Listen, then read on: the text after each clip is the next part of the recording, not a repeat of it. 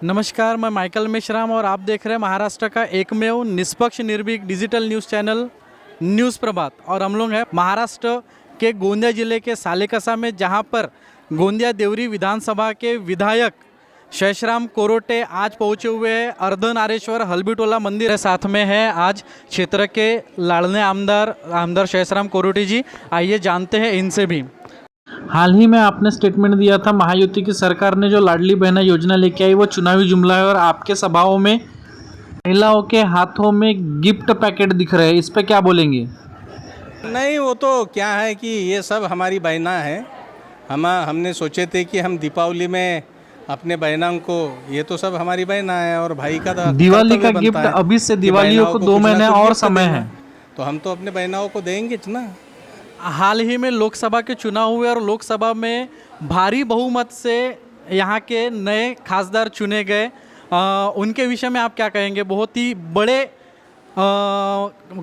बड़े गैप से वो जीते हैं, उनके लिए क्या बोलेंगे आप? तो ये सरकार की जो कमियां हैं, जो मोदी जी ने जहां वहाँ बोले थे कि हम ये करेंगे वो करेंगे, और सबसे बड़ी बात 400 पार से बात ये ध्यान में आ गई थी सबको कि ये संविधान बदलने वाले, और जो संविधान बदलने की बात करेगा वो किसी को भी ये बात पच नहीं रही थी।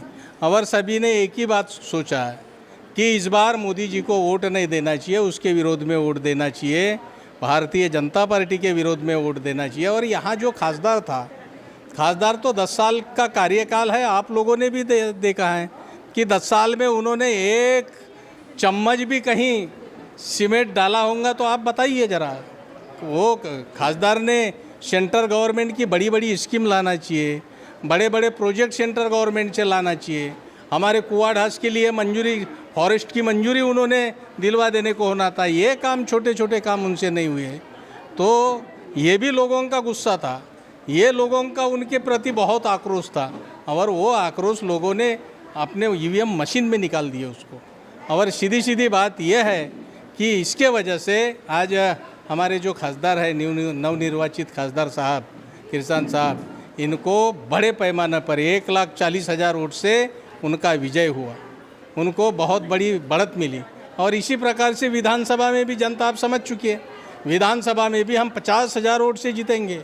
अभी आपने विधानसभा की बात की। सालेकसा तालुका में आपके 4 जिला परिषद सदस्य एवं 6 पंचायत समिति सदस्य, फिर भी यहाँ से कांग्रेस पीछे रही, आमगांव से पीछे रही, परंतु देवरी से बहुतायत से कांग्रेस आगे रही। इसके विषय में क्या कहेंगे आप?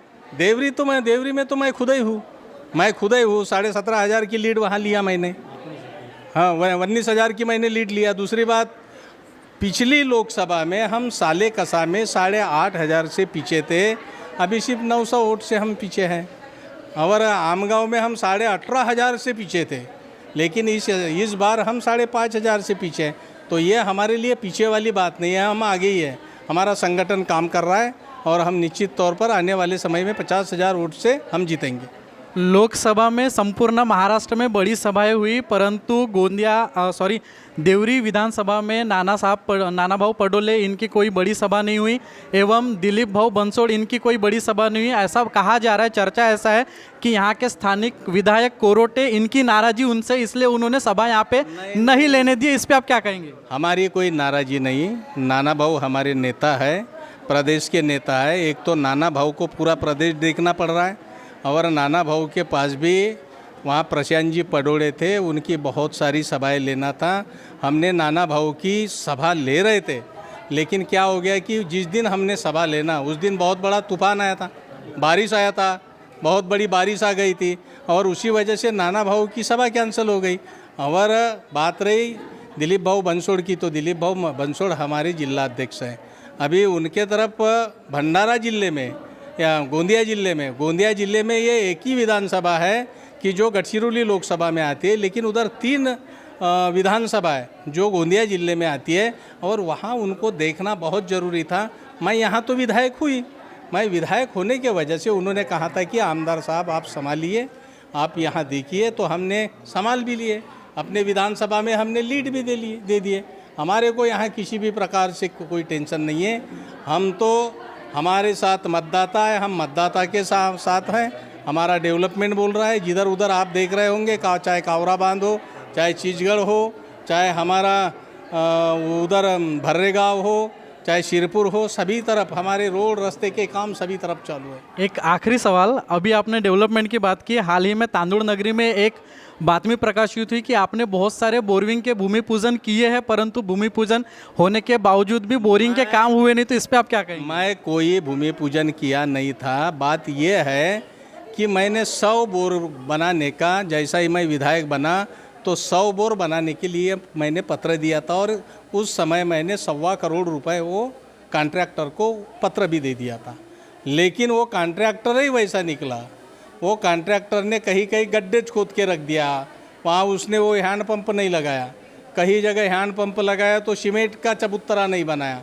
तो ये बातें हुई है, बाकी कुछ नहीं है। ये लिखने की तो बात है, पत्रकार तो लिखेंगे ही। अब आने वाले विधानसभा में आपके विधानसभा के लोगों के लिए आप क्या आह्वान करना चाहते हैं? मैं विधानसभा के लोगों को यही आह्वान करना चाहता हूँ कि हमारे को सिर्फ डेवलपमेंट करना है। यहाँ के सर्वसामान्य लोगों को न्याय दिलाने का हम काम करेंगे। यहाँ आदिवासी बहुल हमारा बहुत सारा क्षेत्र है। आदिवासी की जितनी भी योजना है हमारी सरकार महाराष्ट्र में आ जाएंगी तो हम यहाँ बहुत सारी योजनाएं जो सेंट्रलाइज है और कुछ स्टेट की योजनाएं हैं, तो स्टेट की योजनाएं हम अपने कॉन्स्टिट्यूंसी में ला करके यहाँ के जो गोर गरीब, यहाँ के जो आदिवासी है, इनके लिए हम लाने की पूरी कोशिश करेंगे। और दूसरी बात, हमारे पास और 2 बात है। एक कुआढ़ास प्रकल्प की बात है। अभी हमारे पास खासदार है, हम खासदार साहब को बोलेंगे कि आप ऊपर में काम कीजिए, हम नीचे का काम करेंगे। हमारे पास देवरी में तावागढ़ है, तावागढ़ यदि बन जाए तो देवरी का पूरा सिंचाई का बैकलॉग निकल जाएगा। तो वहाँ भी हम हमारे एमपी साहब को, खासदार साहब को बोलने वाले कि आप वहाँ की फॉरेस्ट की भी हमारे को ज़रा मंजूरी के लिए मदद कीजिए। हम बाकी का स्टेट में देखेंगे। हमारी सरकार आने वाली है, हमारे नेता नाना भाऊ पटोले ये भी हमारे को पूरी मदद करने वाले। ये थे देवरी विधानसभा के विधायक शेषराम कोरोटे। जनता के सारे सवालों का संच बना करके आज हमने उनके समक्ष रखा और उन्होंने बखूबी सूझबूझता के साथ में सारे सवालों के जवाब दिए। अब जनता के दिल में वो कहाँ तक राज कर पाते हैं और आने वाले विधानसभा में कितने मतों से जीतते हैं ये देखना पड़ेगा। गोंदिया के लिए मैं माइकल मेश्राम, बाजीराव तरोने के साथ में सालेकसा।